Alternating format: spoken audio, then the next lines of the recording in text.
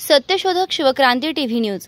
ज्याची कोणी दखल घेत नाही अशा अन्याय, अत्याचार, भ्रष्टाचार, बेकायदेशीर काम होत असेल तर त्याची बातमी, आपल्याकडील विशिष्ट बातम्या, लेख, काही गुणीजन गुणवंत यांची यशोगाथा, समाज उपयोगी मार्गदर्शन, लेख, नोकरी विषयक बातम्या, वाढदिवस, रौप्य महोत्सव, सुवर्ण महोत्सव, अमृत महोत्सव, उद्योगधंद्यांचं उद्घाटन, यशस्वी उद्योगाची माहिती तसंच जाहिराती न घाबरता न लाजता आपले लिखाण पाठवा। आपल्या बातम्या निर्भीडपणे प्रसिद्ध केल्या जातील।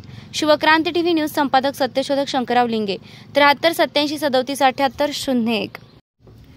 पर्यावरणाला गृहीत धरण्याच्या मानवी प्रवृत्तीमुळे पर्यावरणाचा समतोल ढासळत आहे।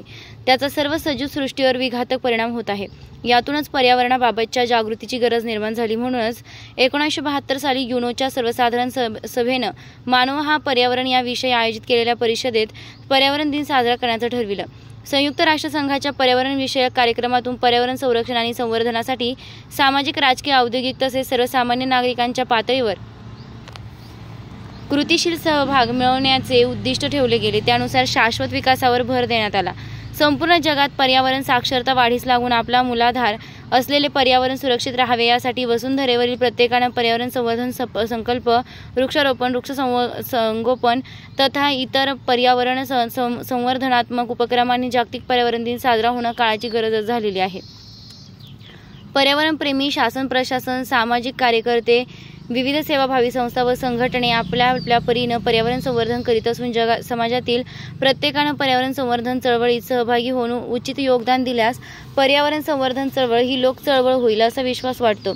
पर्यावरणाबद्दलच्या कृतज्ञतेच्या भावनेतून प्रत्येकानं राष्ट्रीय सण, उत्सव, थोरा मोठ्यांची जयंती, पुण्यतिथी, वाढदिवस, लग्नाचा वाढदिवस, मैत्रीचे प्रतीक, प्रेमाचे प्रतीक, जीवनातील सोनेरी क्षण तथा कुटुंबातील मयत व्यक्तीच्या स्मृतीनिमित्तानं उचित ठिकाणी देशी वृक्ष लावून त्याचं संगोपन केल्यास मोठ्या प्रमाणात वृक्ष लावल्या जातील व त्याचं संगोपन झाल्यानं काही प्रमाणात पर्यावरणाचं संतुलन कायम ठेवण्यात यश मिळेल।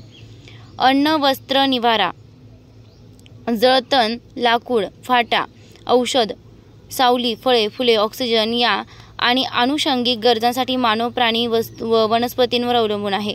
वनस्पती सूर्यप्रकाशामध्ये कार्बन डायऑक्साईड घेतात व ऑक्सिजन सोडतात, त्यामुळे कार्बन चक्रात त्याचा सहभाग अत्यंत महत्त्वाचा असल्यामुळे मानवाला जगण्यासाठी लागणारा प्राणवायू वनस्पती पुरवितात।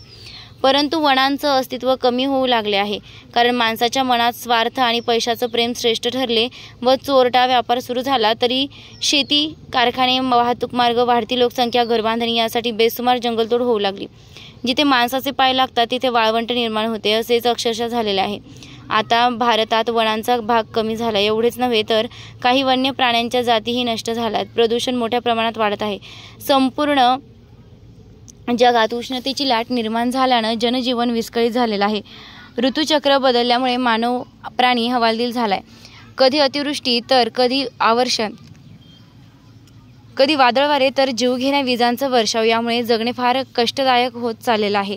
भूतलावरील सर्वात बुद्धिमान असलेल्या मानव प्राण्याला जर सुखासीनं जीवन जगवायचे असल्यास श्वान घेऊन जगणाऱ्याला प्रत्येक व्यक्तीला निसर्गासोबत मैत्री करून निसर्गाच्या अर्थात पर्यावरणाच्या संवर्धनासाठी उचित योगदान देणे क्रमप्राप्त आहे। तरच वर्तमान काळ तथा भविष्य काळ हा सुखाचा, समाधानाचा आणि आनंदाचा असेल यात शंकाच नाही, अन्यथा विनाश अटळ। चला सर्वजण वसुंधरेला सुरक्षित ठेवण्याचा संकल्प करूया।